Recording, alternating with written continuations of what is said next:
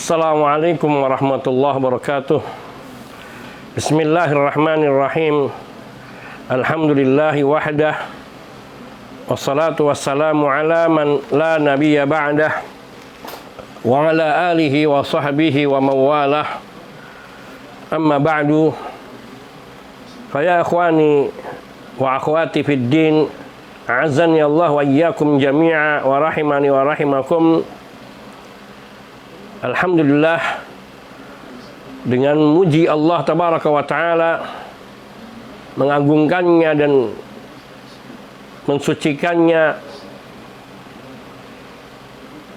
atas segala karunia dan kenikmatan yang telah Allah limpahkan kepada kita,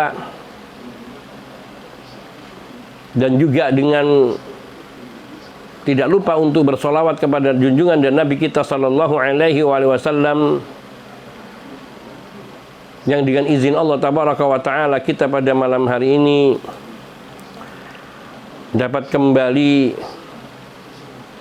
menyampaikan beberapa jawaban atas beberapa pertanyaan yang telah sampai kepada admin.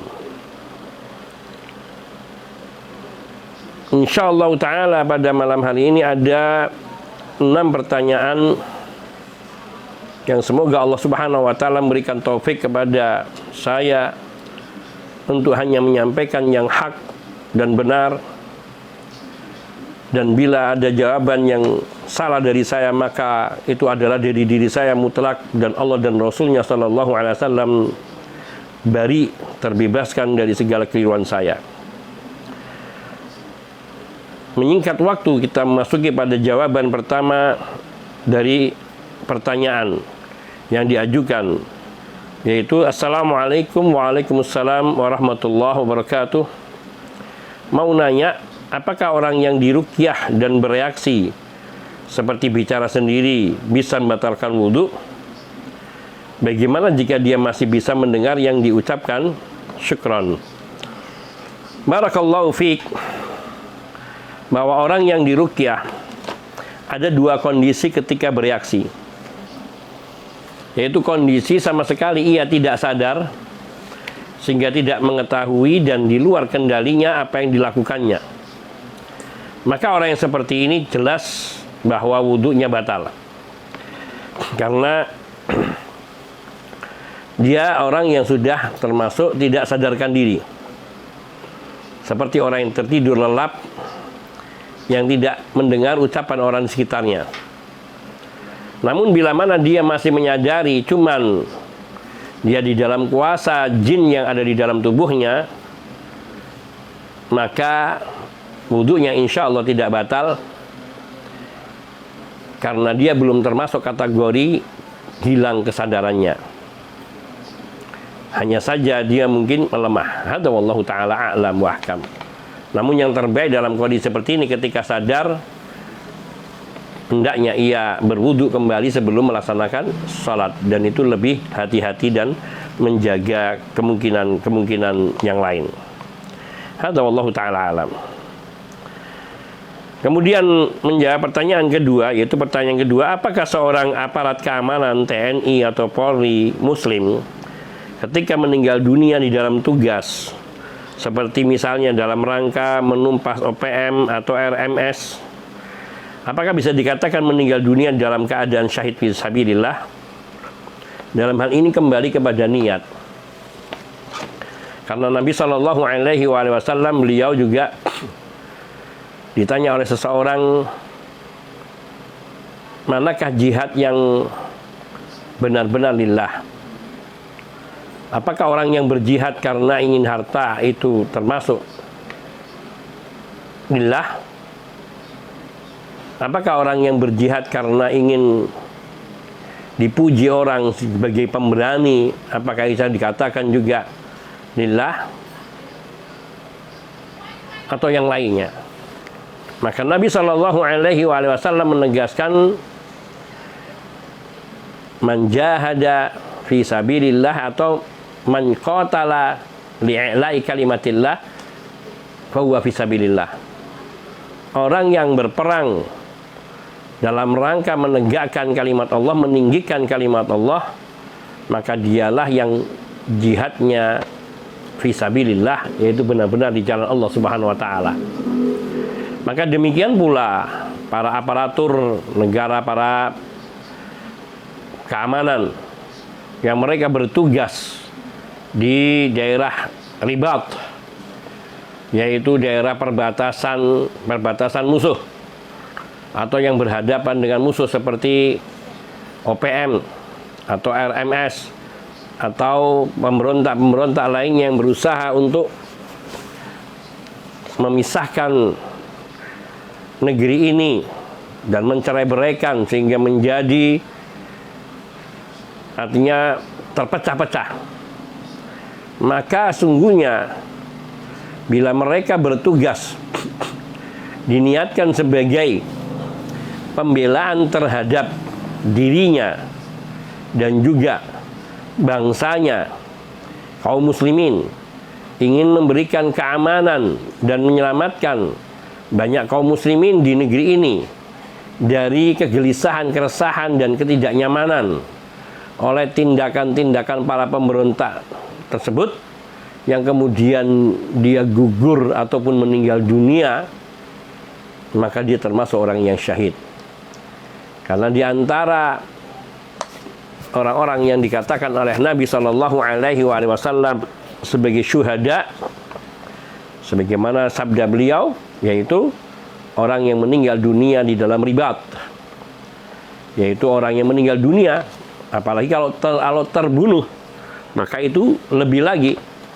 Orang yang meninggal dunia karena sakit atau karena terpeleset atau terjatuh dari kendaraan, kemudian meninggal dunia dan dia saat itu sedang bertugas menjaga perbatasan, maka dia sudah termasuk kategori syahid, meskipun bukan syahid yang besar, bukan syahid akbar, namun sudah termasuk kategori syahid, yaitu husnul khatimah.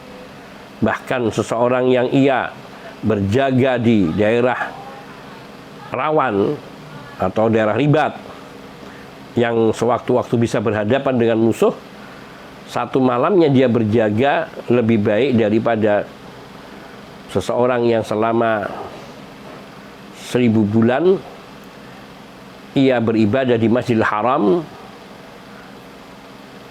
atau 1000 tahun dia beribadah di Masjidil Haram di depan Ka'bah, di Multazam, yang maknanya di malam Lailatul Qadar.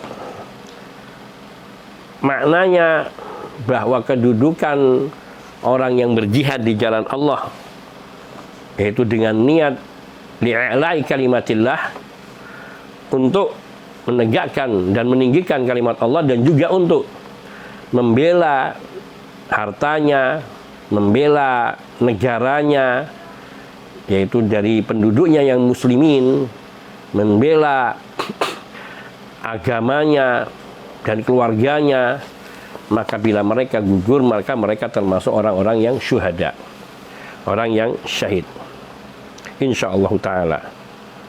Yang demikian itu telah banyak penegasan di dalam hadis-hadis Nabi Shallallahu Alaihi Wasallam, yang seperti diantaranya Nabi Shallallahu Alaihi Wasallam, beliau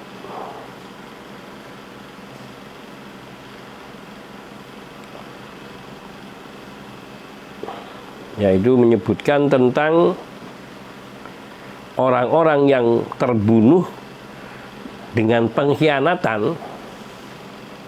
Ini dikatakan oleh Ashur bahwa orang-orang yang terbunuh tewas dengan cara yang kedoliman, yaitu dari sikap kedoliman atau pengkhianatan dari musuh, baik musuh dalam selimut maupun yang lainnya,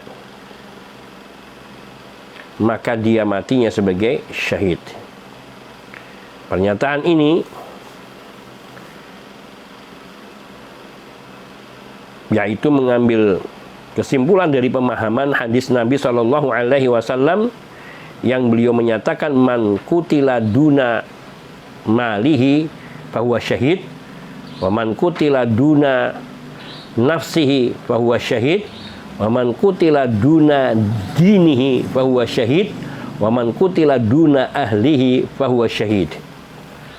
Orang yang meninggal atau terbunuh karena membela hartanya, maka dia mati syahid. Orang yang terbunuh atau tewas gugur karena membela keluarganya, maka dia syahid. Orang yang terbunuh karena membela agamanya, maka dia syahid. Orang yang terbunuh karena membela nyawanya sendiri, maka dia syahid. Apalagi orang-orang yang seperti ini, mereka terbunuh karena membela yakni bangsanya yang muslimin, negerinya yang muslimin, yang termasuk menjadi hak dia, maka mereka ini insyaallah ta'ala termasuk ke dalam kategori fisabilillah. Namun tadi bahwa mereka melakukannya benar-benar ingin mencari ridho Allah tabaraka wa ta'ala dan dalam rangka meninggikan kalimat Allah tabaraka wa ta'ala.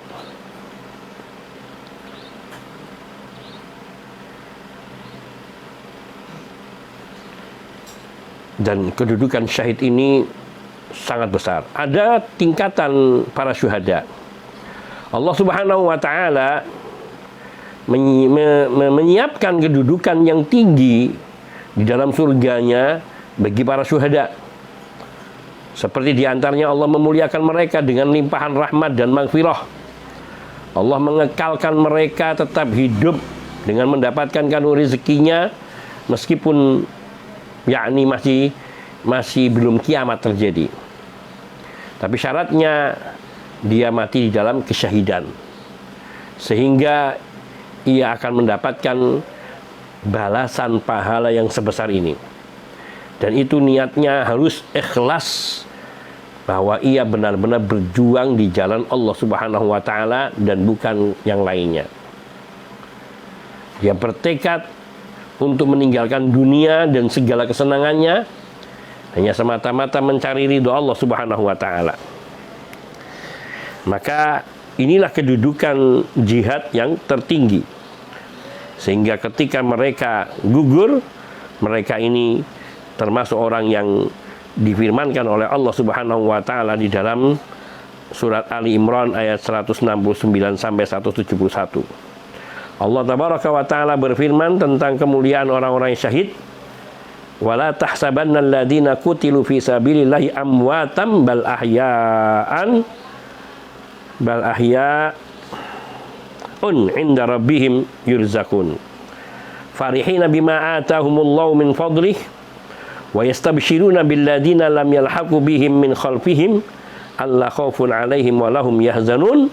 Yastabshiruna bi ni'mati minallahi wa fadlin wa anna Allah la yudhi'u ajral mu'minin. Janganlah kamu mengira orang-orang yang terbunuh di jalan Allah itu mereka telah mati. Bahkan sungguhnya mereka itu tetap hidup di sisi Rabb mereka dalam keadaan senantiasa dilimpahi dengan karunia rezeki. Mereka bersenang-senang bergembira dengan karunia yang Allah berikan kepada mereka, dan mereka senantiasa berusaha menghabarkan berita gembira kepada orang-orang mukmin yang belum bertemu dengan mereka, yaitu belum nyusul, yang masih ada di belakang, yakni masih ada hidup di dunia. Dan peringatan mereka itu atau berita gembira yang mereka sampaikan, alla khaufun alaihim walahum yahzanun, janganlah mereka merasa takut di dalam menghadapi kehidupan akhiratnya, dan tidak pula mereka bersedih hati. Orang-orang yang syahid ini di surga, mereka sudah memberitakan kabar gembira dengan kenikmatan dan karunia yang datangnya dari Allah Azza wa Jal, dan bahwa Allah Tabaraka wa Ta'ala la yudhi'u ajral mu'minin, tidak menyia-nyiakan, tidak mensia-siakan balasan bagi orang-orang yang mukmin. Ayat-ayat Yusuf yang mulia ini, Al-Quran ini, yakni telah menerangkan apa yang sedang dinanti oleh para syuhada berupa balasan pahala yang agung, karena Allah Tabaraka wa Ta'ala telah menyiapkan yaitu kekekalan mereka di dalam surga yakni Allah menyediakan untuk mereka kasih sayangnya, rahmat dan ampunannya, sebagaimana yang tersebut di dalam sunnah Nabi Sallallahu Alaihi Wasallam. Dan dalam hal ini banyak sekali hadis-hadis dari Nabi Sallallahu Alaihi Wasallam yang menyebutkan tentang kedudukan orang-orang yang mati syahid. Ada nanti syahidud dunya, syahidul akhirah, ada syahidud dunya wal akhirah, ada ahkamu syuhada dan sebagainya. Ini semua hal-hal yang terkait dengan orang-orang yang mati sebagai syuhada. Karena di antara orang yang mati syuhada itu tidak harus mereka yang terbunuh di medan perang, namun juga di antara mereka ada yang meninggal dunia karena sebab lain, termasuk di saat sedang bertugas menunaikan tugas negara yang berefek kepada agama didasari dengan niat ikhlas ibadah karena Allah Azza wa Jalla. Dan termasuk setidaknya ketika dia dalam tugasnya yaitu meniatkan untuk mencari rezeki yang halal bagi keluarganya. Karena sungguhnya orang yang mencari rezeki yang halal itu hakikatnya dia juga di jalan Allah, wa huwa fi sabilillah. Karena Allah Subhanahu wa taala mewajibkan bagi kita melalui lisan Nabi sallallahu alaihi wasallam untuk mencari rezeki yang halal. Thalabul halali wajibun. Dan juga keluarnya seorang suami di jalan Allah untuk mencari rezeki yang halal, maka dia dikategorikan fi sabilillah.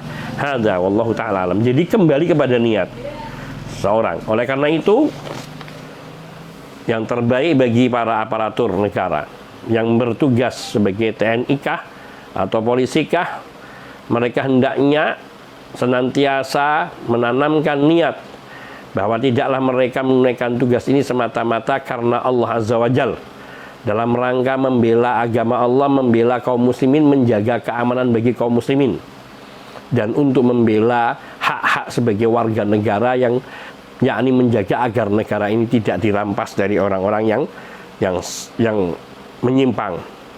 Hadza wallahu taala a'lam wa ahkam.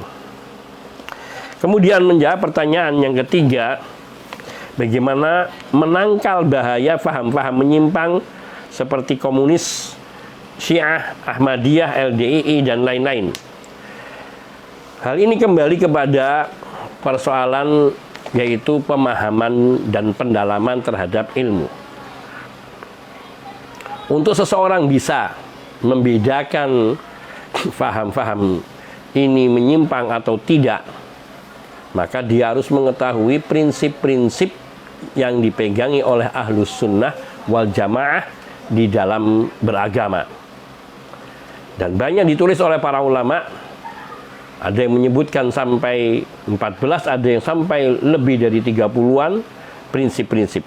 Namun secara global dan umum, dan yang terpenting bahwa semua yang mereka mengambil sumber agamanya dari Al-Quran, dari sunnah Nabi Sallallahu Alaihi Wasallam, dua hal ini yang terpenting. Dan di dalam memahami Quran was sunnah, yaitu dengan cara mengikuti pemahaman para sahabat Nabi radhiyallahu taala anhum ajmain. Maka mereka ini yang memegangi prinsip ini, wa insya Allah dia akan bisa membedakan faham-faham yang menyimpang.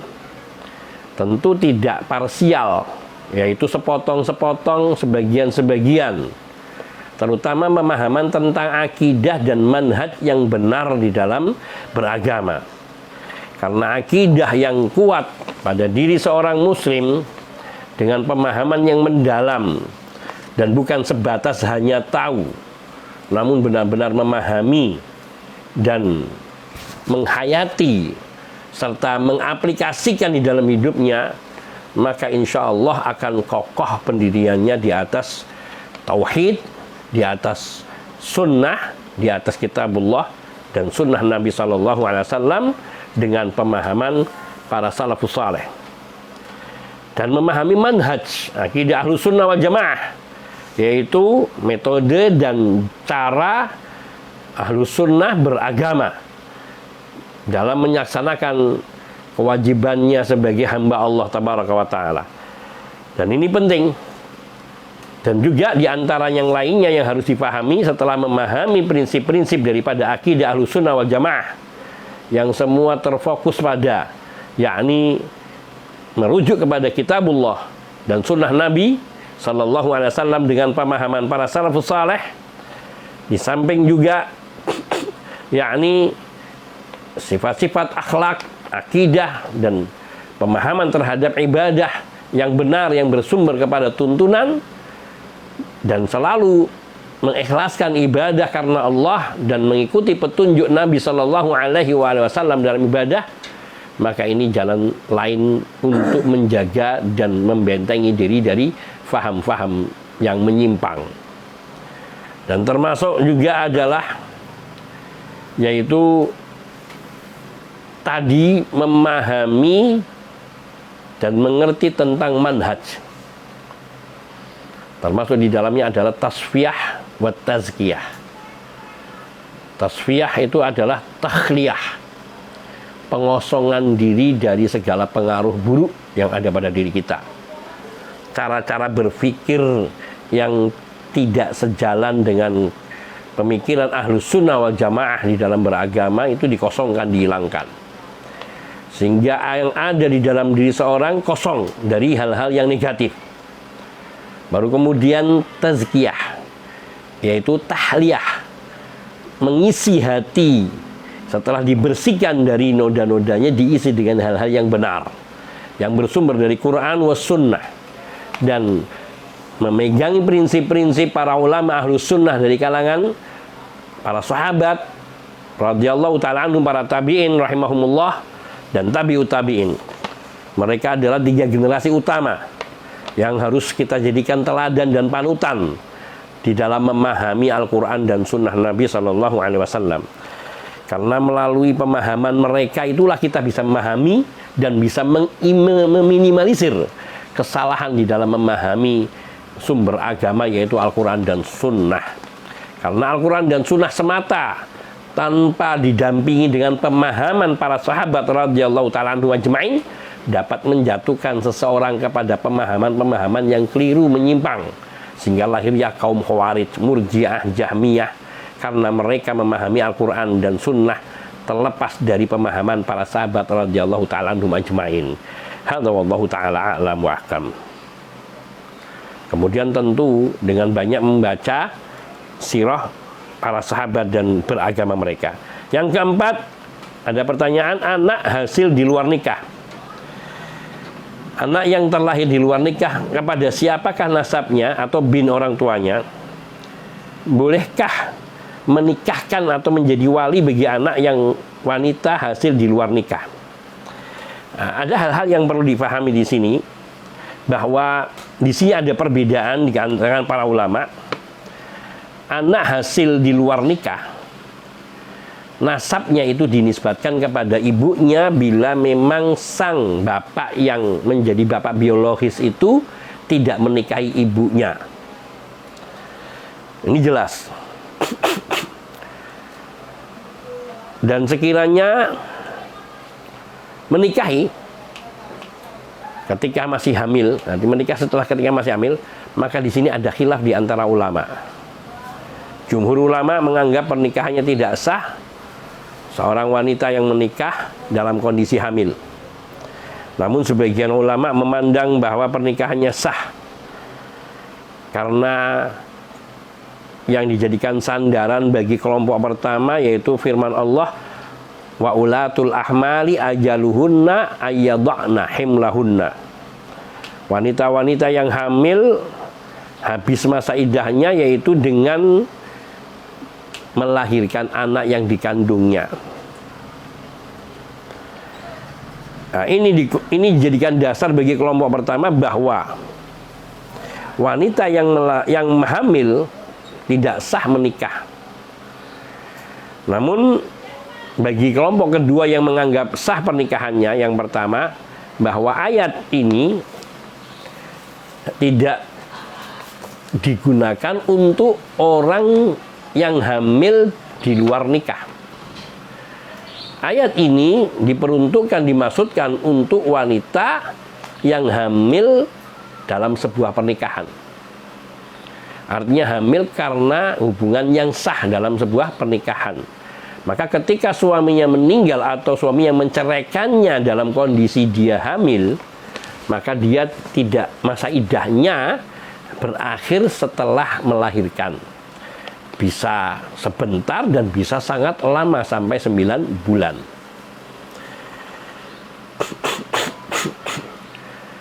Nah, mereka yang beranggapan bahwa ini bukan ayat yang terkait dengan wanita yang zina, yang hamil, dengan menguatkan beberapa sumber riwayat, yang diantaranya dari riwayat Abu Bakar As-Siddiq dan juga dari Abdullah ibnu Abbas, yang Abdullah ibnu Abbas mengatakan hubungan yang pertama terjadi di luar nikah itu haram, zina.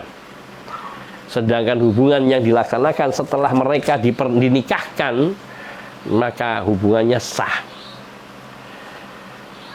Tentunya kalau itu dalam syariat Islam setelah ditunaikan, yaitu hukuman cambuk. Ada sebuah riwayat yang disahihkan oleh para ulama bahwa ada seorang tua bapak datang kepada Abu Bakar As-Siddiq radhiyallahu ta'ala anhu sebagai khalifah saat itu, yang menceritakan bahwa ia punya masalah. Dia punya anak gadis, lalu ada tamu anak muda yang tinggal menginap di rumahnya untuk kurun berapa waktu yang agak lama, sampai akhirnya di luar kontrol orang tuanya, sang anaknya hamil oleh tamu laki-laki muda ini. Sehingga diceritakan kepada Abu Bakar, dan Abu Bakar mengatakan, sampaikan hal ini kepada Umar, yaitu sebagai pembantu Abu Bakar di dalam mengurusi pemerintahan. Maka ketika diceritakan itu, dipukul dan ditepuknya dada sang bapak ini. Kenapa kamu ceritakan? Artinya perbuatan aib seperti itu jangan diceritakan kalau tidak diketahui oleh orang. Sehingga ketika dilakukan hanya bertaubat secara internal dan disembunyikan, maka ia terbebas dari hukuman. Namun hikmahnya di sini ada pelajaran dari riwayat ini, bahwa ketika setelah diceritakan, akhirnya karena sudah diceritakan kepada hakim, kepada imam, atau yang mewakili dari imam seperti Umar ibnu Khattab radhiyallahu anhu, maka dicambuklah dua anak laki dan perempuan ini. Setelah dicambuk, kemudian Umar menawarkan anak laki-laki itu untuk menikahi anak wanita ini. Namun dia menolak. Umar mengatakan, dan aku sudah menawarkan kepada anak laki-laki ini untuk menikahi wanita ini. Seandainya dia mau, maka aku nikahkan. Namun sang laki-laki ini menolak, sehingga tidak dinikahkan oleh Umar ibnu Khattab radhiyallahu ta'ala anhu. Di sini wallahu ta'ala alam, isyaratnya bahwa bapaknya lapor kepada Abu Bakar dan Umar ini, yakni dalam kondisi dia menyadari bahwa anak putrinya sudah dalam keadaan hamil, yang kemudian ingin dinikahkan oleh Umar ibnu Khattab dengan laki-laki yang menzinainya. Namun ia menolak dan Umar tidak memaksa karena itu hak individu. Sekiranya menikah dalam kondisi hamil di luar nikah itu terlarang, maka Umar tidak akan menawarkan anak muda laki-laki ini untuk menikahi wanita yang dia zinai. Ini dalilnya wallahu ta'ala alam. Namun jumhurul ulama, mereka mayoritas memegangi, yakni bahwa wanita-wanita yang hamil tidak bisa menikah sampai dia melahirkan. Dan bila seorang menikah dalam kondisi seperti itu, maka pernikahannya dianggap tidak sah. Nah, dalam hal ini ada banyak kasus. Bila seseorang ia menikahi wanita yang hamil di luar nikah, dan itu bukan janin dari dirinya, namun dia diajukan untuk menikahinya, maka menurut pendapat Ahlul Athar, bahwa ia dinikahkan dan pernikahannya sah, hanya saja tidak boleh kumpul sampai anak lahir, agar tidak tercampur air mani yang pertama dengan yang kedua. Dan nanti anaknya dinisbatkan kepada bapak, yakni bapak yang sah sebagai istri ibu, sebagai suami ibunya. Yaitu laki-laki yang menikahi ibunya, itu yang menjadi nisbatnya. Ini menurut pendapat satu golongan dari Hanafiyah yang juga dipegangi oleh Syekhul Islam Ibnu Taimiyah rahimahullahu taala. Dan juga beberapa ulama lainnya.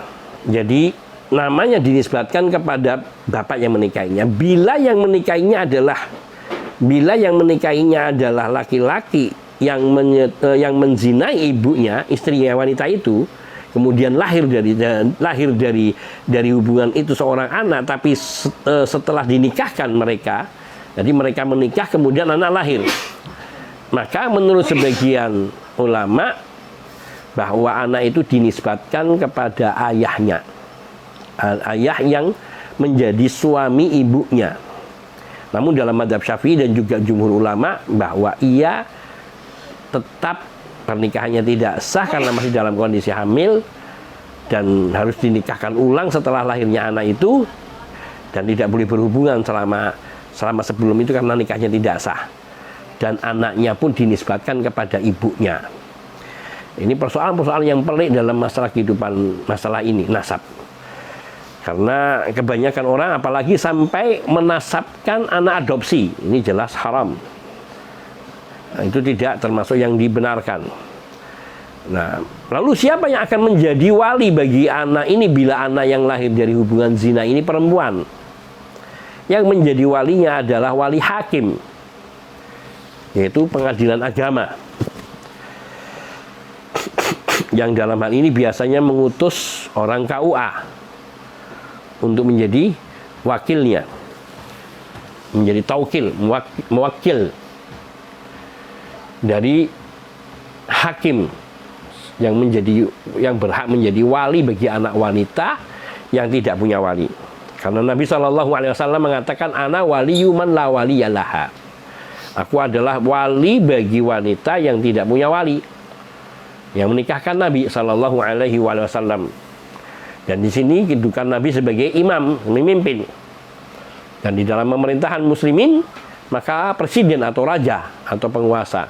Namun kemudian mereka menyerahkan urusannya kepada, di negeri kita, kepada pengadilan agama, yang mereka dipandang sebagai orang yang berhak untuk menjadi wali bagi wanita yang tidak punya wali. Namun tadi bila mengikuti pendapat, di antara satu pendapat Ibnu Taimiyah rahimahullahu taala, bila anak ini terlahir dan saat itu sudah ada suami bagi ibunya,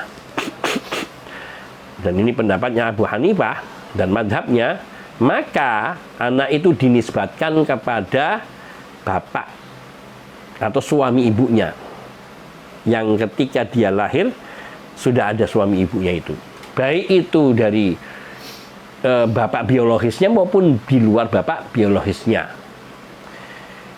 Karena berdasarkan sabda Nabi SAW, anak bagi, yaitu bagi kasur, pemilik kasur.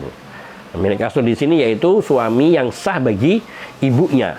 Maka yang terlahir itu sebagai anak sah, sehingga mereka dinisbatkan namanya kepada nama bapaknya, bapak yang menikahi ibunya sebelum dia lahir, dan juga saling mewarisi.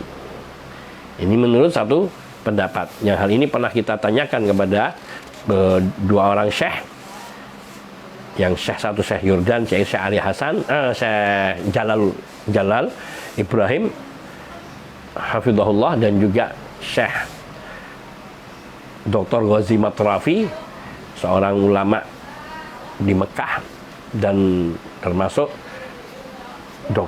dosen di Ummul Qura hafizahullah taala.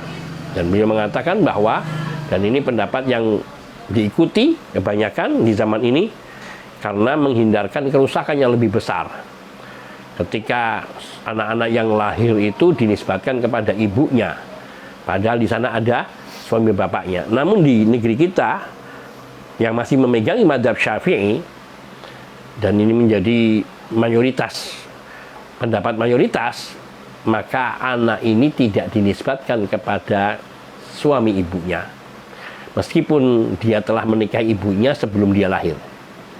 dan anak ini tetap dinisbatkan dengan nisbat ke ibunya. Dan ini menjadi berat sehingga kadang seorang suami, calon suami ketika mengetahui keadaan seperti ini, keluarganya terutama akan protes. Hadza wallahu taala alam. Ini satu hal yang perlu menjadi catatan. Akibat buruk dari sebuah perzinahan akan menyeret kepada banyak persoalan di dalam kehidupan mendatangnya, terutama bila anak yang terlahir itu seorang anak perempuan. Juga nanti terkait dengan waris-mewaris. Bagi mereka yang berpendapat bahwa ayah biologis meskipun sudah menikahi itu tidak berhak menjadi walinya, maka dia tidak bisa mewariskan hartanya kepada anak ini, dan sebaliknya anak itu tidak bisa mewariskan hartanya kepada ayah biologisnya ini yang menikahi ibunya sebelum dia lahir. Hadza wallahu taala a'lam wa ahkam. Jadi yang menjadi wali bagi anak yang wanita hasil di luar nikah itu tadi, apabila memang berpegang kepada pendapatnya jumhur, maka yang berhak menjadi wali adalah wali hakim. Namun bila berpegang kepada pendapat Ibnu Taimiyah rahimahullahu taala dan pendapatnya mazhab Hanafi, maka yang berhak menjadi wali adalah yaitu bapak yang menikahi ibunya di saat dia sebelum lahir. Naam, thayyib. Wallahu taala a'lam wa ahkam wa a'la. Pertanyaan kelima, adakah keringanan sholat subuh diundur agak siang misalnya kepada ibu yang baru punya bayi dikarenakan begadang ngurus bayi semalaman? Misal sang ibu masih terlelap dan si ayah sudah bangun tetapi ia menunda bangunkannya karena merasa kasihan akibat semalam bergadang. Selama menundanya tidak keluar dari waktu sholat subuh maka tidak mengapa. Selama masih dalam waktu subuh. Karena as-sholatu ala waktiha itu sholat yang dilakukan pada waktu yang telah ditentukan oleh syariat. Baik ia melaksanakan di awal waktu ataupun di akhir waktu. Selama ia masih melaksanakan di dalam waktu tersebut. Bahkan ketika ada seorang yang sholat di penghujung waktu, subuh sama maghrib misalnya, atau asar, maksudnya asar, man adroka rok'atan minal fajri faqad adroka sholah. Dalam hadis yang sahih diriwayatkan oleh Imam Bukhari dan kalau nggak salah juga Imam Muslim, Nabi Shallallahu Alaihi Wasallam menyatakan barang siapa yang mendapati satu rakaat dari sholat subuhnya, maka dia telah mendapati sholat subuh tersebut, artinya sah subuhnya. Waman adroka rok'atan gobla guru bisyamsi, man adroka rok'atan minal asri gobla guru bisyamsi faqad adroka sholah. Dan barang siapa, kama qala Nabi sallallahu alaihi wasallam, barang siapa yang mendapati satu rakaat dari sholat asarnya sebelum terbenam matahari, jadi dia baru satu rakaat kemudian bangun ke rakaat kedua matahari tenggelam dan dia tetap mengerjakannya, maka sholat asarnya sah. Namun ini bukan disengaja dan bukan dilakukan secara rutin. Ini adalah satu kondisi-kondisi darurat ketika seorang mungkin merasa kecapean atau karena suatu pekerjaan dia baru ingat bahwa dia belum sholat asar misalnya, maka boleh. Yang terpenting bahwa sholat yang dikerjakan masih pada waktunya, maka sholatnya sah. Namun yang afdal, yakni bila bila memungkinkan untuk tidak membangunkan istri di akhir waktu. Bolehlah mungkin misal jam 5, tapi jangan sampai lewat dari, karena membangun jam 5 itu nanti kadang-kadang di kamar mandi belakangnya lama, sehingga selesai mau mengerjakan sholat subuhnya sudah terbit matahari, dan ini menunda-nunda yang tidak dibenarkan. Jadi sebaiknya dibangunkan mungkin setengah 5. Sekarang adzannya mungkin jam 4 kurang, jam 4 lebih sedikit. Tapi itu sebenarnya masih dipertanyakan apakah waktu kumandang adzan itu sudah masuk waktu subuh atau belum. Maka ketika anggaplah mereka yang meyakini bahwa itu sudah masuk waktu subuh, jam adzannya jam 4.10 menit atau jam 4.05 menit, maka untuk memberi tenaga bagi istri yang semalaman menyusui anaknya dan bangun menidurkan anaknya, memberi jeda sehingga agar ia bisa melaksanakan sholat dengan baik, yakni dibangunkan ketika lewat 4:30 atau jam 5 kurang 1/4, yang cukup baginya untuk mengambil air wudhu, buang air kecil, berwudhu, kemudian ganti pakaian dan melaksanakan sholat dengan tidak tergesa-gesa. Dan hendaknya seorang ketika mengerjakan sholat meskipun di penghujung waktu, agar tidak tergesa-gesa, tetap mengerjakannya dengan tumak ninah. Hadza wallahu ta'ala a'lam wa ahkam. Namun jangan terus-menerus, sebaiknya juga diusahakan untuk bisa tidur lebih awal. Namun bila tidak memungkinkan, itulah yang harus terjadi, maka insya Allah baik. Wallahu ta'ala a'lam wa ahkam. Nomor 6, bolehkah membatalkan sholat di saat anak kita dikhawatirkan mengganggu jamaah yang lain? Yang benar dalam masalah ini tidak, insya Allah ta'ala, yakni tidak dibenarkan seseorang membatalkan sholat fardunya kecuali sholat sunnah. Tidak dibenarkan seseorang membatalkan sholat fardunya kecuali hal-hal yang memang darurat yang syar'i, seperti misalnya terjadi gempa, maka dia boleh membatalkan sholat fardunya. Atau dalam kondisi ketakutan seperti itu, wallahu ta'ala alam, maka dipandang apakah itu termasuk kategori sholatul khauf, sehingga dia boleh keluar dalam keadaan tetap menjaga sholatnya, sehingga dia terbebaskan dari yakni kematian. Atau di kondisi perang yang ada serangan, maka di sini dia boleh lari dan tetap mengerjakan sholatnya. Namun kalau karena khawatir anak membuat keributan, maka di sini yang harus diperhatikan bahwa ketika orang tua pergi ke masjid berjamaah, hendaknya menjaga anak, yaitu tetap mengikat anak dengan dirinya. Maksudnya tetap menjaga anak agar tidak lepas dari tangannya, baik dengan diikat bagian pinggangnya dan diikat dengan tangannya, sehingga bisa ditarik, dikontrol ketika hendak lari, atau dengan menggendongnya kalau anak itu memang masih kecil. Atau kalau memang hal yang semacam itu anak itu belum mengerti apa-apa, maka sebaiknya tidak diajak ke masjid. Karena anak pada usia seperti itu belum mengenal apa-apa. Kecuali anak mungkin sudah masuki usia 4 tahun, 3 tahun, 4 tahun, mulai bisa diajari sedikit demi sedikit, maka yang demikian ini tidak mengapa. Hadza wallahu ta'ala a'lam wa ahkam. Namun pada prinsipnya tidak dibenarkan seseorang membatalkan sholat wajibnya. Kalau sholat sunnah boleh, sholat wajibnya karena dikhawatirkan yaitu anaknya yang mungkin hiperaktif akan mengganggu jamaah yang lain.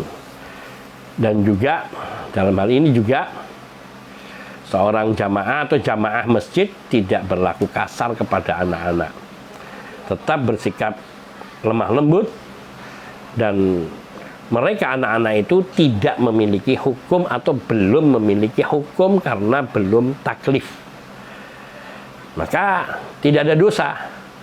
Dan Nabi Shallallahu Alaihi Wasallam membiarkan cucu-cucu beliau bermain di punggung beliau, di dalam beliau sholat. Dan itu banyak terjadi di zaman Nabi atau pada diri Nabi Shallallahu Alaihi Wasallam. Sehingga anak-anak itu juga jangan sampai dijadikan alasan mereka mengganggu sholat. Seseorang itu konsentrasi atau tidak itu kembali kepada kesiapan kita, kehusyuan kita di dalam melaksanakan sholat. Yang khusyuk itu bukan berarti harus tidak ingat apa-apa dan tidak mengetahui apa-apa di sekitarnya. Namun kehusyuan itu yaitu ketundukan hati kita hanya kepada Allah dan mengerti apa yang kita ucapkan dan kita baca. Hadza wallahu ta'ala a'lam wa ahkam. Demikian 6 pertanyaan ini yang dapat kita sampaikan. Semua yang benar mutlak hanya dari Allah Subhanahu wa ta'ala, dan segala kekurangan dan keliruan mutlak dari diri saya, dan Allah dan Rasulnya Shallallahu Alaihi Wasallam terbebaskan dari kesalahan-kesalahan ini. Dan saya berlindung kepada Allah dari bisikan dan pengaruh-pengaruh syaitan yang mempengaruhi diri saya. Hadza wallahu ta'ala alam. Semoga apa yang saya sampaikan ini bermanfaat bagi diri saya dan kita semua. Wassallallahu wasallam ala nabiyina Muhammadin wa alihi wa sahbihi ajma'in. Walhamdulillahi rabbil alamin. Assalamualaikum warahmatullahi wabarakatuh.